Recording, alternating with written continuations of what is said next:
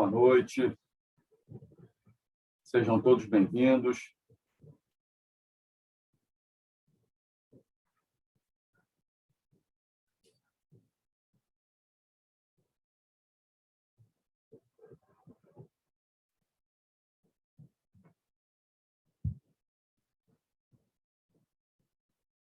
Olá. Vocês estão me ouvindo bem? O som tá bom? O som tá legal?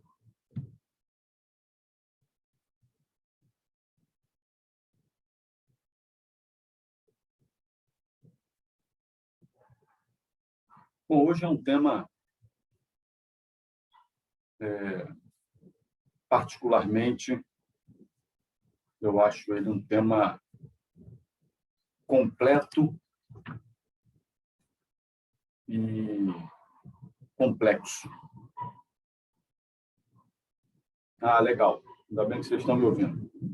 Saravá, banda de todos. Sejam bem-vindos à Casa dos Pés Vermelhos.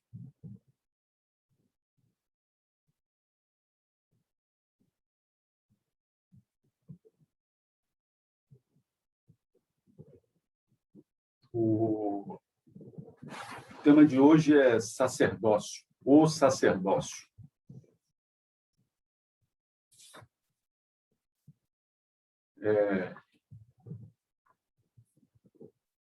Eu acho tenso falar sobre isso, porque ele abrange uma esfera muito grande e o fato de abrir esse leque assim, mas eu acho interessante a gente começar a falar sobre assuntos polêmicos ou complexos, né? Eu quero agradecer a presença de todos e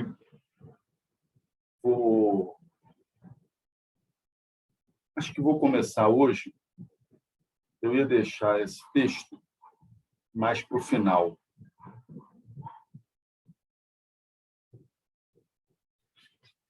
Mas acho que, de repente, a hora é oportuna.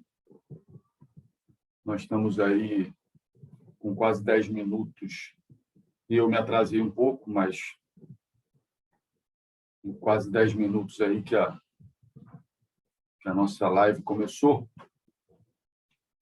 Esse texto, eu recebi esse texto hoje. Interessante isso. Porque o meu irmão Bogan Anderson, ele tinha me prometido esse texto já há algum tempo. É um texto de um médium da casa onde nós frequentávamos, e ele ficou de me mandar esse texto já tinha um bom tempo. E aí hoje, eu não sabia do texto, não sabia do que se tratava, e hoje ele me mandou o texto. Transcreveu para mim pelo WhatsApp. E veio a calhar. Bom, esse texto ele é uma mensagem que um médium recebeu e começa assim: sim, seu caminho é a Umbanda. Enquanto você valorizar a experiência espiritual com os orixás, guias e mensageiros do astral, seu caminho é e sempre será a Umbanda. Enquanto você acender uma vela e sentir que ela fala contigo, enquanto você escutar o som do atabaque e o seu corpo aquecer de vibrações e arrepios, seu caminho é e sempre será a Umbanda. Enquanto o brado dos caboclos te arrepiar, o silêncio dos pretos velhos te emocionar, o gracejo dos baianos te alegrar, a sinceridade dos Exus te curvar, a simpatia das pombagiras te atrair, a ciranda dos hereis te relembrar o mais importante, que é não perder a pureza das crianças, seu caminho é e sempre será a Umbanda. Sim, seu lugar é no templo que você frequenta, enquanto os espíritos regentes ainda forem referências de aprendizado. Enquanto você sentir saudade ao final de cada gira, enquanto objetivos espirituais e materiais também forem os seus objetivos, enquanto o sentimento de irmandade não se dissipar em momentos de atrito e conflitos naturais, enquanto você preservar o respeito e a lealdade ao seu sacerdote, seu caminho é e sempre será a Umbanda. Do senhor Caboclo Tupinambá. Eu achei particularmente muito boa e muito coerente. É o que nós vamos conversar hoje. Eu fiz um apanhado, vou deixar ele aqui, para eu ir conversando com vocês. Vamos lá. O sacerdócio. Bom, o sacerdócio é o ofício do sacerdote. O sacerdote é uma palavra de origem sacerdote. É uma palavra de origem latina, do latim, deriva do latim, vem do latim. O que significa? Significa aquele agente, aquele indivíduo, ou aquele grupo de indivíduos, aí dependendo de cada religião, que representa o que é sagrado. E é interessante, porque se a gente parar para raciocinar, sacrifício, a palavra sacrifício, também é uma palavra irmã do sacerdote. Não é verdade? Parem para avaliar. O sacerdote ele é uma figura ancestral. E quando eu falo de figura ancestral, nós estamos falando de uma figura social, uma figura de dentro da sociedade, dentro da comunidade, de dentro do grupo em que ele habita, que representa tudo aquilo que é sagrado, tudo aquilo que vem das divindades. É claro que isso você tem a importância dentro de cada culto. As escalas de importância dentro de cada religião. A Umbanda ela é uma religião particular. É uma religião que eu costumo dizer, e aí as pessoas vão discordar de mim ou não, vão concordar, e para mim é indiferente, porque isso vejam, é a forma que eu penso. Eu enxergo dessa forma. A Umbanda ela é muito particular, porque para mim a Umbanda teve início dentro da senzala. A senzala começou a construção da Umbanda. Quando você, dentro de uma senzala, você mistura povos de um mesmo continente, com cultos e ritualísticas distintas, eles não conversam o mesmo idioma, e eles são obrigados, porque eram escravos, a se entenderem e a manterem suas crenças, seus princípios, sua fé. Quando eu misturo a eles índios nativos, que também têm a sua estrutura social, cultural e religiosa, e boto eles todos para se entenderem dentro de um local fechado, trabalhando durante o dia e tendo que, de noite, se encaixarem num local fechado. Como eu disse, cada um cultuando as suas divindades e as suas crenças à sua forma. Eu não sei se vocês sabem, lá atrás, quando a Umbanda foi sacramentada, as giras eram giras mistas. Alguns terreiros ainda cultivam isso hoje. Não existe gira de caboclo, ou gira de preto velho, gira de Exu. Antigamente era gira. Um médium incorporava o preto velho, o outro médium o caboclo, o outro o Exu. Cada um assumia o seu posto dentro dessa curimba e a gira transcorria na mais perfeita harmonia. É claro que, com o passar dos anos e pensando em melhorar, pensando em otimizar, pensando em tornar mais fluida a gira, ela foi sendo fracionada em giras específicas. Terças-feiras, ou vamos ficar melhor, segundas-feiras, giras de pretos velhos. Quartas-feiras, giras de caboclo. Sextas-feiras, giras de esquerda. Exu, Pombagira, Exu Mirim, Pombagira Mirim, Malandro. Né? Isso veio sendo praticado com o passar do tempo, mas quando houve início, quando a Umbanda foi sacramentada pelo Zélio, pelo Caboclo das Sete Encruzilhadas, as giras eram mistas. Não tinha... O Ogã tinha que ser Ogã mesmo, porque ele tinha que tocar para um, para outro, para o outro, para um. Não estou dizendo aqui que hoje em dia não se tem mais Ogã, que é isso? Parece até que eu sou um velho saudosista que quero como era antigamente. E, na realidade, não. Eu entendo a maneira de se fazer a gira, sendo ela mista ou não mista.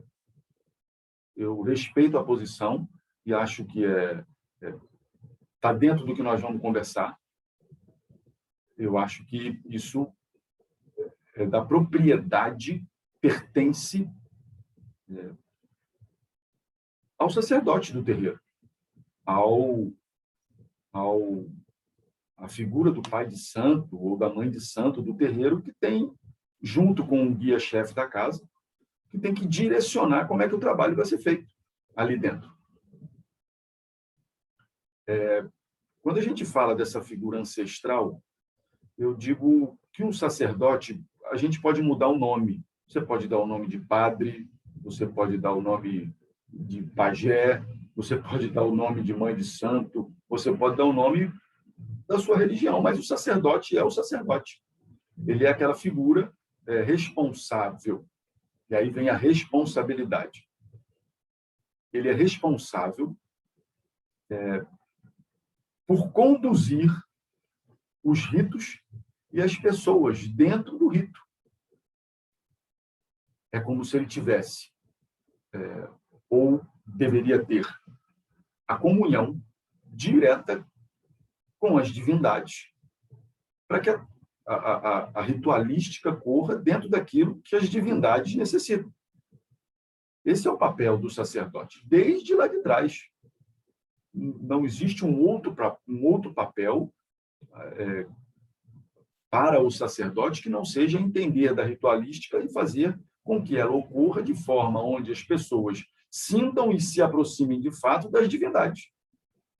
E aí, em divindade, você pode citar guias, você pode citar mentores, você pode... Eu só estou vindo numa escala, porque eu não posso falar de sacerdote, só falar de Umbanda. Porque a palavra sacerdote ou sacerdócio, ele não surgiu na Umbanda. Ele é milenar. O hinduísmo tem o sacerdote. O culto iorubá tem o sacerdote. Os celtas têm os sacerdotes, os maias, os astecas, todos eles tinham sacerdote. O budismo tem o sacerdote. A pessoa com mais conhecimento daquilo que está sendo praticado. Mais entendimento de como é que o ritual tem que ser realizado. E um outro ponto que é interessante de falar sobre o sacerdócio é Eu costumo dizer da seguinte forma: o sacerdócio ele é uma responsabilidade, é um dom. A pessoa nasce com um dom de sacerdote. Assim como você encontra pessoas que nascem com um dom de ser médico, de ser engenheiro, de ser cozinheiro. O sacerdote ele tem esse dom, é a propriedade que mais exalta dentro das características dele. É um ofício. A posição de sacerdote é um ofício. Como eu disse no início, o sacerdócio é o ofício do sacerdote. Então, precisa ser encarado, sim, como ofício. É uma profissão. Ser sacerdote é uma profissão. Você nasceu com aquele dom e está exercendo aquele dom. É claro que aí existe toda essa parte de lidarmos com as divindades e a pessoa ser ou não escolhida pelas divindades. Como todo ofício, o ofício de sacerdote, ele também requer estudo, ele também requer entendimento. Você precisa, o sacerdote necessita entender do sacerdócio.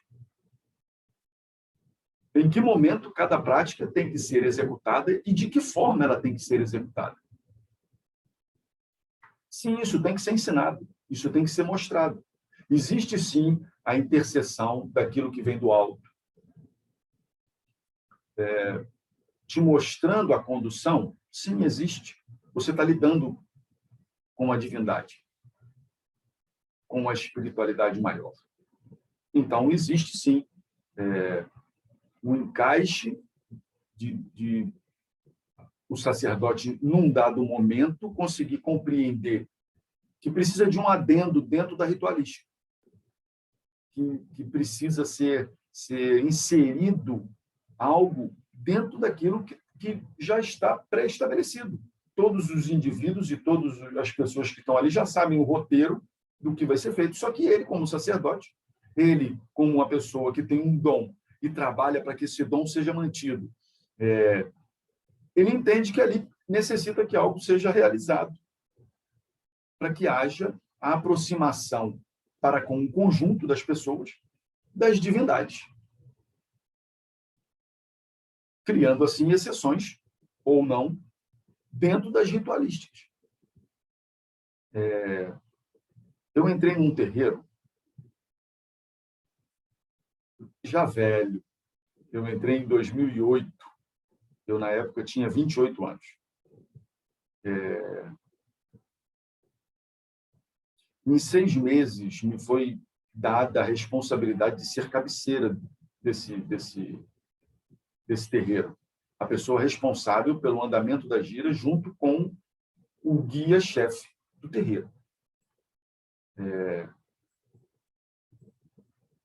Não vou dizer que fui o melhor, também não posso dizer que fui o pior, mas foi uma experiência ímpar dentro de tudo aquilo que eu já tinha vivido. E hoje ainda utilizo esses ensinamentos de lá de trás. Com 2 anos dentro desse terreiro, depois de 2 deitadas, na terceira deitada, a mãe de santo disse que eu tinha que ser feito no santo, eu tinha que ser preparado para ser um sacerdote. Eu, particularmente, acho que não tenho a menor condição disso. Mas, lembra do texto? Enquanto você respeitar a posição do sacerdote, você ainda seguir o que ele está dizendo, aquele terreiro é o seu terreiro. Eu segui isso. Embora muitas outras pessoas tenham sido contra na época, eu resolvi apostar naquilo que a minha sacerdotisa na época disse que era o correto de ser feito. E eu o fiz. E eu estudei. Entendam que quando a gente fala de sacerdote dentro do culto de Umbanda, dentro da religião Umbanda, vários fatores são determinantes para que você diga: eu sou um sacerdote, eu sou responsável por esse terreiro. Responsável físico e espiritual desse terreiro. PJ, quais são essas características, ou essas propriedades, ou essas funções que o sacerdote necessita conhecer e praticar e entender? Primeiro de tudo, um sacerdote de Umbanda tem que ter uma boa incorporação. Isso é ponto... ele tem que ser um médium em atividade. Então, isso é ponto determinante. Se essa incorporação é consciente, é inconsciente, é semiconsciente, eu não estou aqui discutindo isso. O que eu estou dizendo é que essa pessoa que vai assumir a posição de sacerdote, ele necessita ser um médium de trabalho. Eu não posso pegar a função de sacerdote e entregar um cambono. Eu não posso pegar a função de sacerdote e entregar um ogã. Essas pessoas podem até assumir por um período determinado, até que apareça o sacerdote com essa faculdade. E não estou dizendo aqui que cambonar não é uma faculdade mediúnica. Não estou dizendo aqui que ser ogã não é uma faculdade mediúnica. Mas entende como é que já existe um cargo determinante para cada uma dessas funções?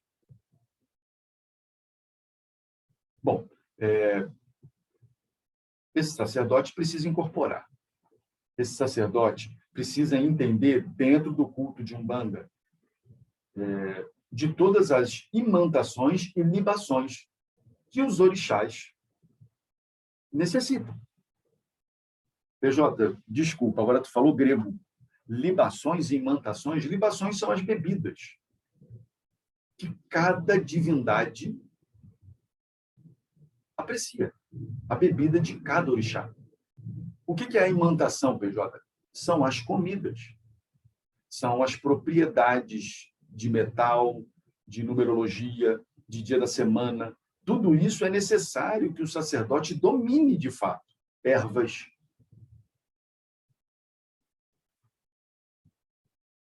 Então, esse sacerdote ele precisa saber cozinhar para o santo. Esse sacerdote precisa jogar búzios para que possa dizer aos seus filhos ou futuros filhos que orixá é o pai ou a mãe desse médium nessa encarnação. Para que as guias sejam confeccionadas, para que ele, na hora de deitar, saiba para quem ele está deitando, por que ele está deitando. Estou dizendo isso como um pontapé inicial. Porque existem várias outras ritualísticas que são necessárias de serem compreendidas por um sacerdote. Por exemplo, mão de vume. Falece um filho de santo. Ou algum médium ou algum trabalhador da casa de importante dentro daquilo, dentro do ritual. Um ogã falece. O que se faz e como se anda? Esse corpo desse médium tem que ser lavado, para onde vão essas guias, quanto tempo o terreiro fica sem funcionar, quanto tempo o atabaque não pode ser tocado. Isso tudo são procedimentos que um sacerdote tem que ter domínio. Por isso ele é sacerdote. No início eu disse para vocês, o sacerdócio é o ofício do sacerdote. Ele representa o sagrado. Ele tem conhecimento do sagrado. Sim, você vai pegar um médium como o Zélio de Moraes, ele aprendeu com alguém. Também. Porque quando eu digo para vocês que a Umbanda, e aí, entendam, eu não estou aqui para mistificar, ou eu não estou aqui para tirar os níveis de importância das figuras que preenchem o culto umbandista. Mas a gente tem que ser frio e calculista e entender 90 não, porque 90 é muito, mas 80% dos terreiros hoje, ou das casas que fazem atendimento espiritual hoje, elas vêm de não compreensão ou de término de outras casas. Um terreiro fecha. Aí esse terreiro fecha, abrem-se 2, 3. Por quê? Porque você tem ali dentro médios que estão ali trabalhando, que têm conhecimento e que espalham a semente daquela árvore que secou. Oba-oba. Quando o oba-oba morre, e oba-oba é uma das árvores que mais dura no mundo. Quando o oba-oba morre, ele deixa uma semente, fora que ele já espalhou durante a existência dele. Mas aonde morre um oba-oba, nasce outro. Então, quando um terreiro ou quando um sacerdote se vai, ou quando um terreiro se fecha, existe a probabilidade, e essa probabilidade é lá em cima, 80%, 70%, de surgirem 2, 3 terreiros. Se eles vão ser mantidos, se eles vão ser tratados da forma certa, aí é uma outra particularidade. Eu só quero deixar pontuado para vocês que não é porque um terreiro fechou, porque... Como é que eu vou explicar isso para vocês? Entendam, no candomblé, na religião de matriz africana, existe a mão de búzios para determinar quem vai ser o herdeiro da mãe ou do pai de santo, do sacerdote. Existe essa obrigatoriedade. Quando você lida com umbanda, pode ser assim. Não existe essa obrigatoriedade. Não é determinante. Para assumir um terreiro de umbanda, tem que se jogar búzios para saber se você... Não, isso é de matriz africana. Isso é um ritual de matriz africana. Puramente africano. Terreiro de umbanda é herdado.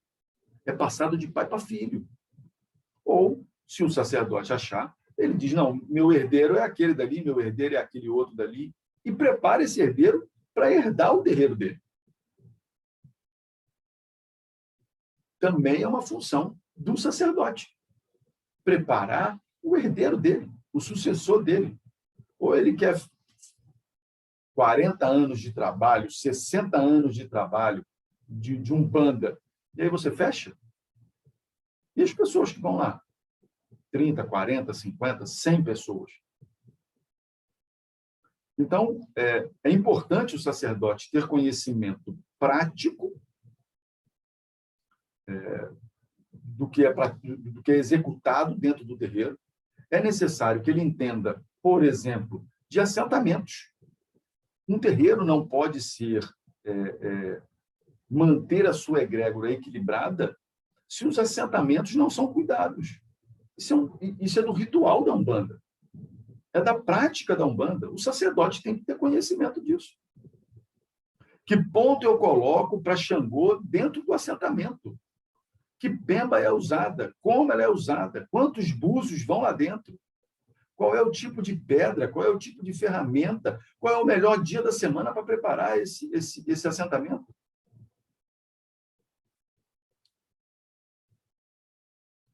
O sacerdote tem que ter conhecimento disso.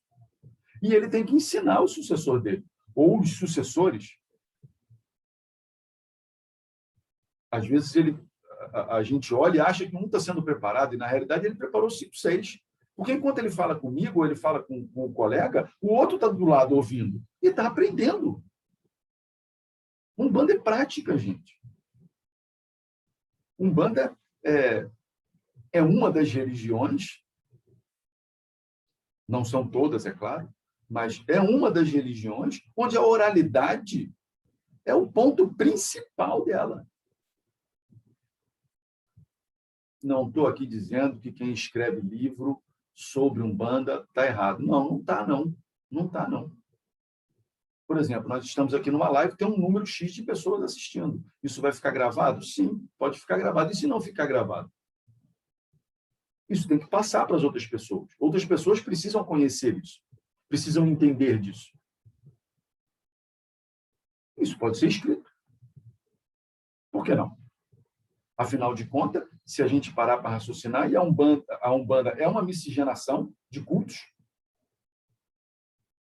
porque você tem bases de estudo do Kardec, de Allan Kardec, da doutrina kardecista, você tem as bases de estudo de oralidade dos ameríndios, dos iorubás, do calundu.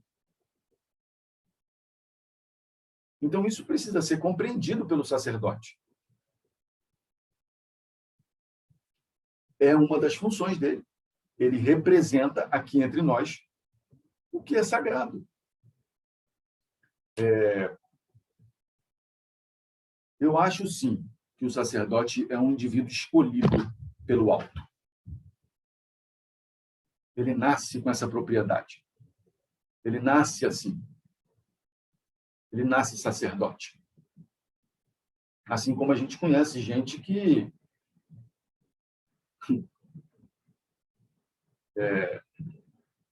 nasce médico, nasce jogador de futebol, nasce engenheiro. É ofício. Ele tem o dom daquilo, tanto que ele vive daquilo. Certo? Um outro ponto que eu quero deixar claro é a questão do amor. É a questão da dedicação ao próximo.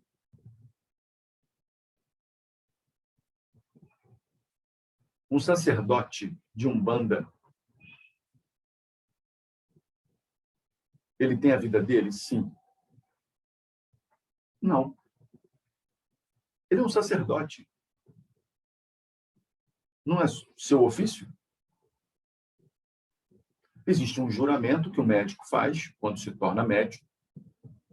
Vejam bem. Se uma pessoa passar mal na rua, ele tem a obrigatoriedade de socorrer a pessoa.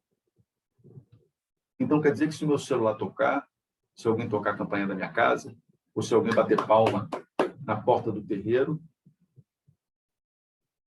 não está no horário. Não tenho como te atender.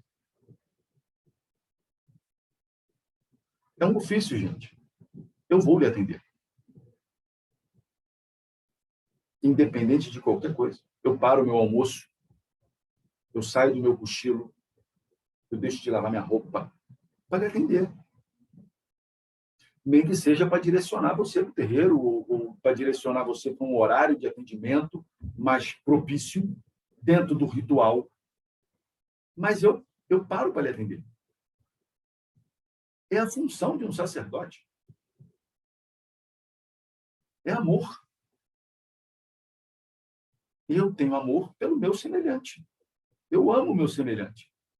Assim como eu amo as divindades. Assim como eu amo o habitat das divindades. Eu abraço a árvore como se ela fosse meu pai. Eu falo para a árvore sentimentos e coisas que eu tenho interna,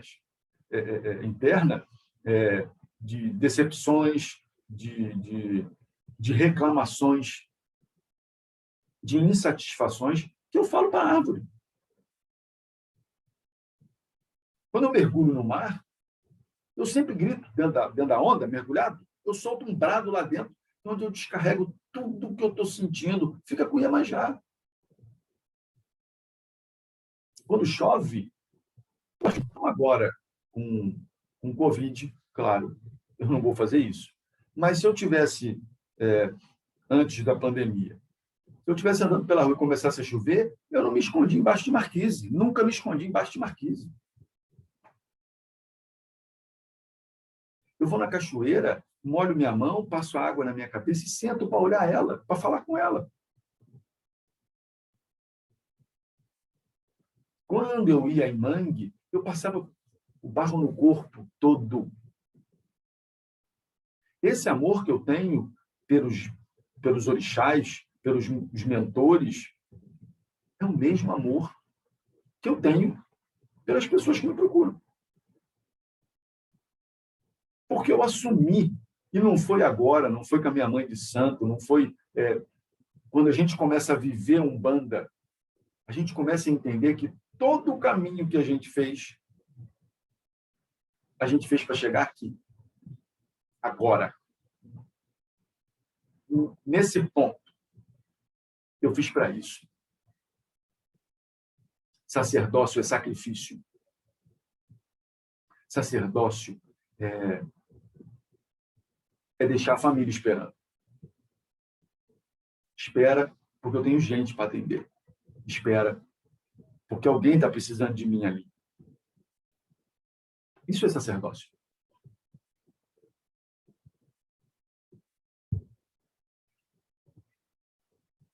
Sacerdócio é amar ao próximo como a ti mesmo.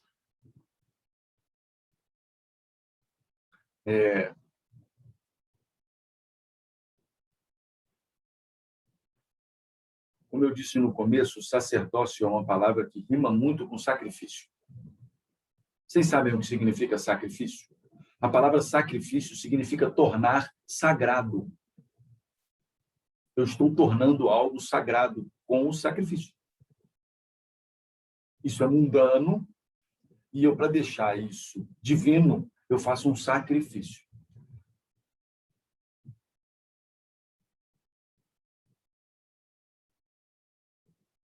Entende que quando a pessoa veste a roupa de sacerdote, de fato,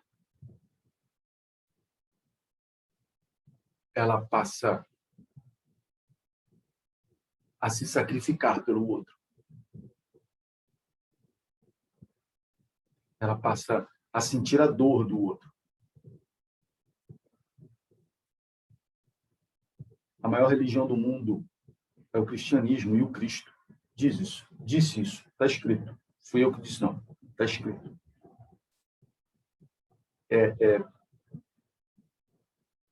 Parece que Cristo estava querendo ensinar a todos que todos somos sacerdotes de nós e do irmão.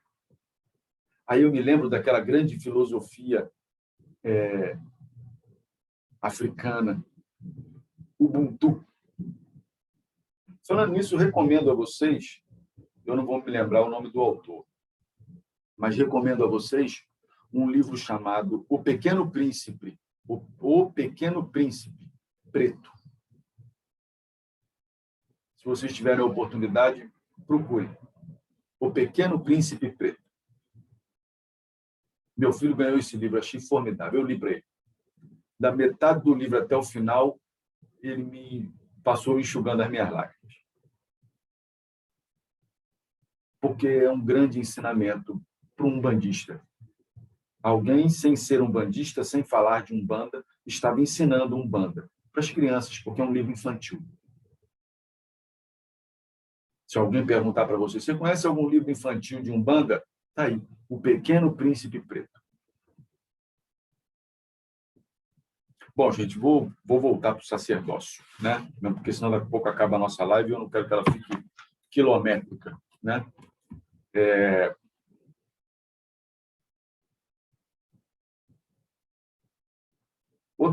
Outra parte dentro do sacerdócio que é importante ser dita,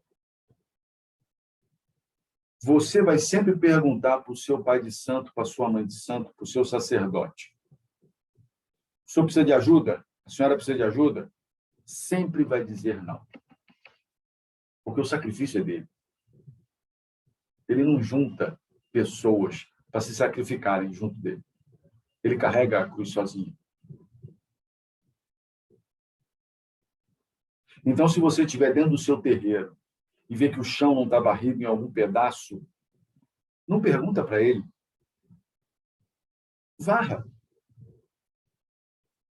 Se você vê que tem teia de aranha no teto, não pergunta para ele, limpe.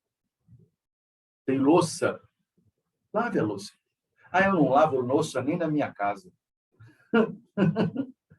Você está na casa de santo.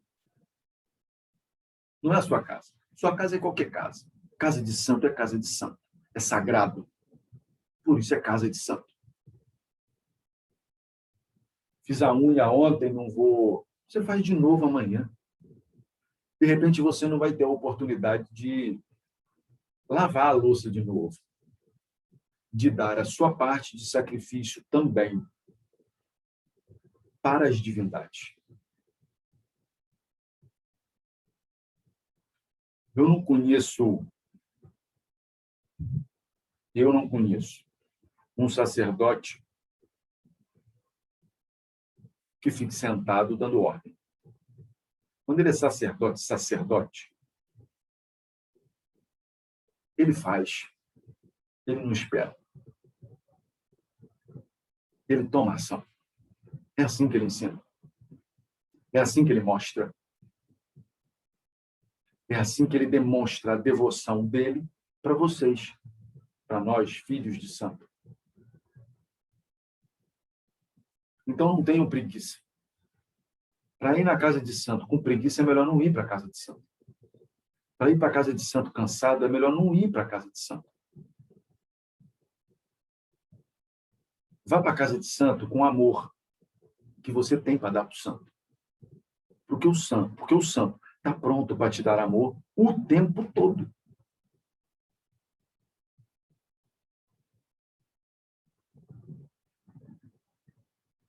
Não. Amar santo não é fácil.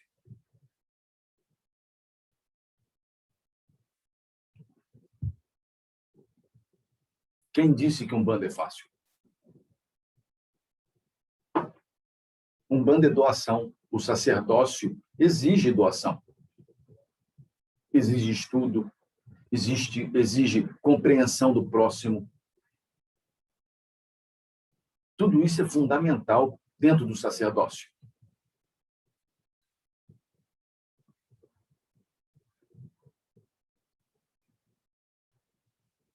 Não acho que as pessoas têm que ter medo de assumirem o sacerdócio.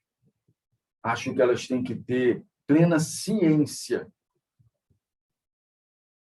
do que de fato é o sacerdócio. Porque o sacerdócio é ir para o terreiro com as costas doendo, com a cabeça doendo, machucado, com fome, magoado de problemas pessoais. Mas você está lá. Porque a casa de santo, aquele sagrado, aquele solo, é que vai fazer você continuar andando. É esse amor que você não sabe, que você tem para dar, que você acaba dando e que você vai receber em troca em proporções muito maiores. Nessa terra, a gente precisa só de paz. E as divindades prezam por paz. Eu, quando entro na minha casa de santo, na casa de santo que eu trabalho, parece que eu sou dono de tudo. E, na realidade, eu só estou montando algo para algum herdeiro depois tocar.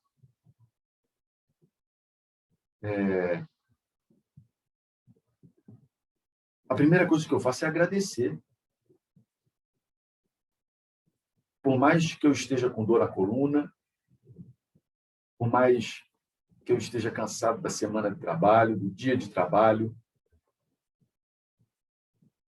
é ali que eu vou encher a minha bateria de energia para continuar mais uma semana, mais um mês, mais um ano. A casa de santo é o nosso ambiente sagrado. E o sacerdote tem que ser a figura que a gente devota o respeito do ensinamento, da compreensão.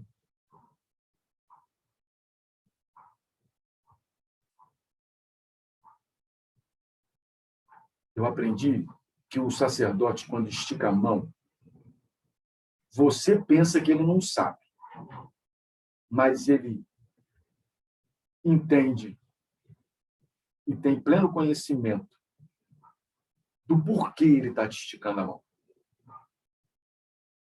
Sim, ele sabe. O sacerdote sabe.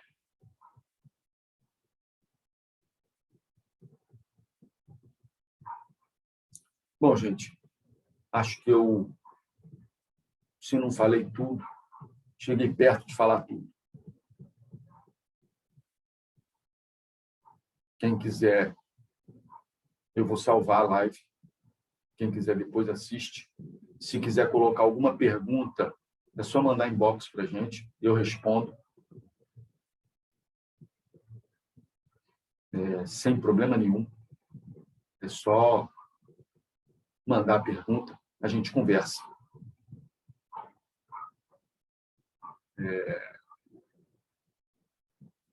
Obrigado pela presença de vocês. Eu vou...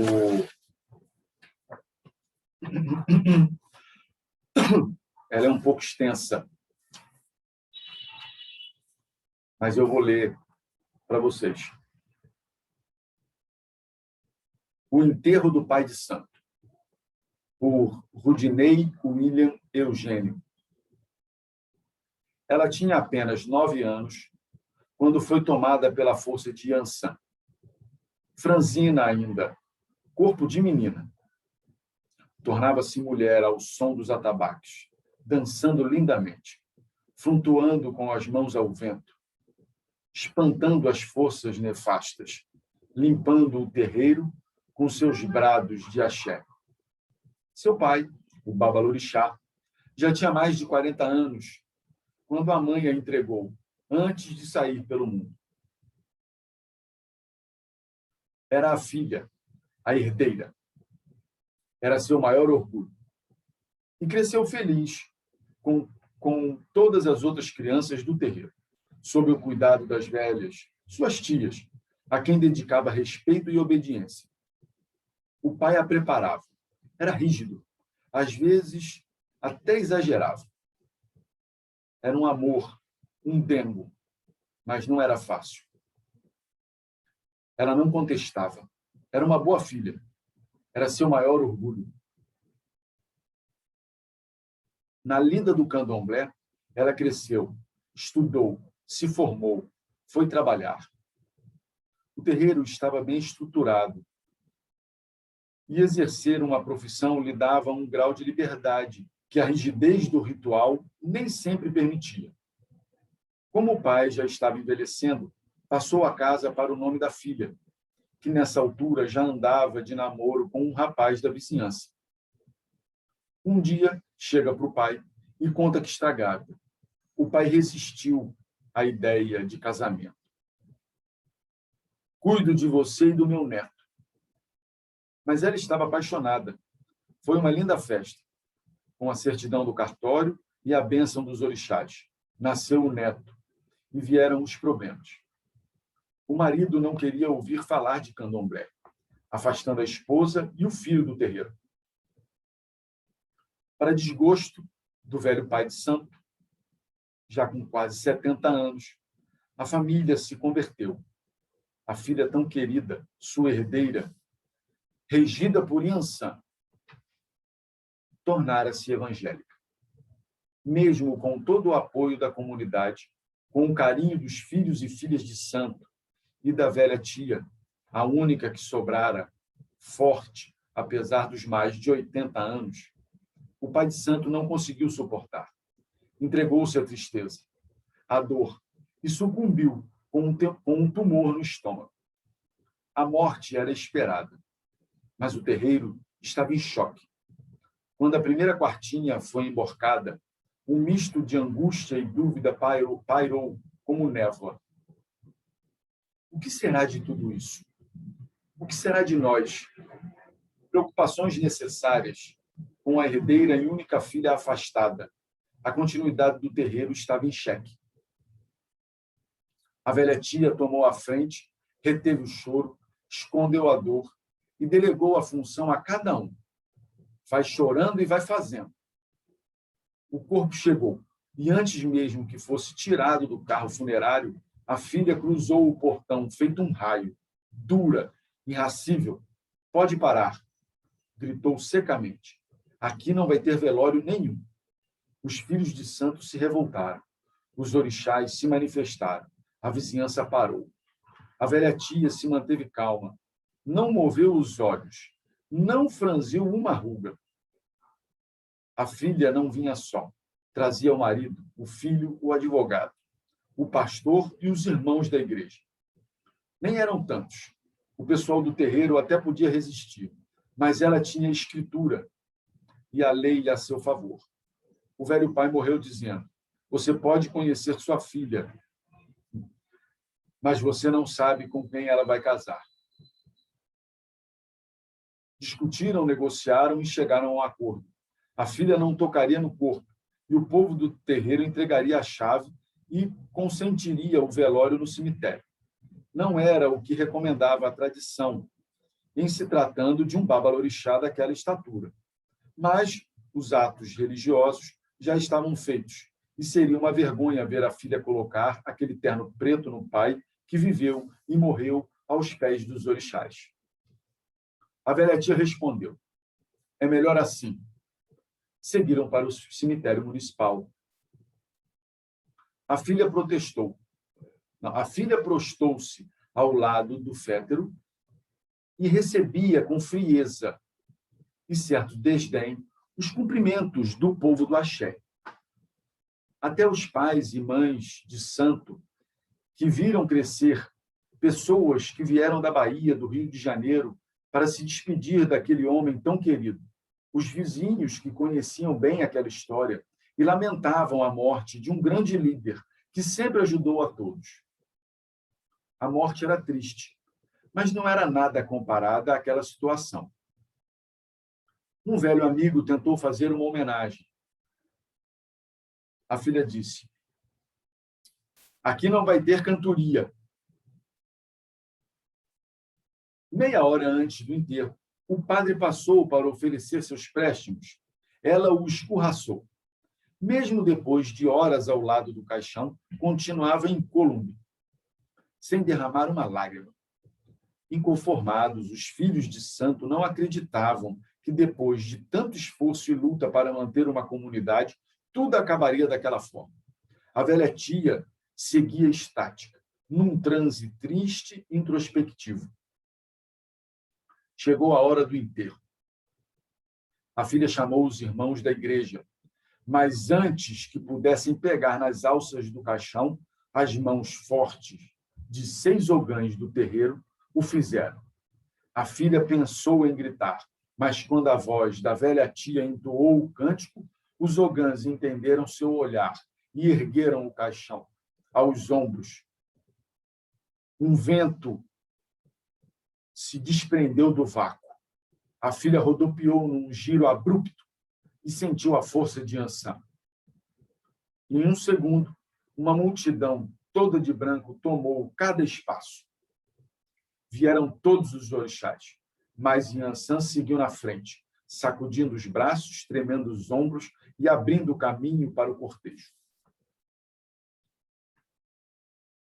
Com sua rama de folhas de peregum, as tias da Bahia comentaram entre si: oxe, mas ela não se converteu? Ela se converteu, mas Yansan não. E aquele povo de branco? Aquele tapete de paz e consolo tomou conta das alamedas. Yansan se pôs na beira da sepultura e, quando o caixão bateu na terra, soltou seu brado estridente. Rei! E também suas lágrimas. As lágrimas que sua filha tanto segurou. O corpo retornou à terra. A multidão deu as costas e a vida seguiu. A filha despertou do transe, mas já não conteve a tristeza. A velha tia juntou-se a ela. Choraram juntas. Benção, minha mãe. Oh, minha filha, que Pai Oxóssi te abençoe. Aqui está a chave e a escritura. Vou em casa me trocar e já lhe vejo no terreiro. Vai, minha filha, vai que tem muito trabalho pela frente. O marido tentou intervir, mas depois daquele olhar só teve coragem para dizer: vai bem, deixa que eu tomo conta do pequeno. Desculpa se eu estremeci e resolvi chorar, mas também achei que esse ponto, esse texto, deveria ser lido em uma live, onde a gente está falando de sacerdócio. Tá certo, pessoal? Agradeço muito vocês. Fico muito feliz de poder passar um pouco do que eu aprendi, de estar próximo. Agradeço a força dos guias, a força dos orixás, que eu tenho certeza que se fizeram presentes aqui e aí com vocês. Tá bem, gente? Meu axé, meu saravá, que Pai Oxalá e Mamãe Oxum abençoe vocês e fortaleça vocês, sempre. Um beijo.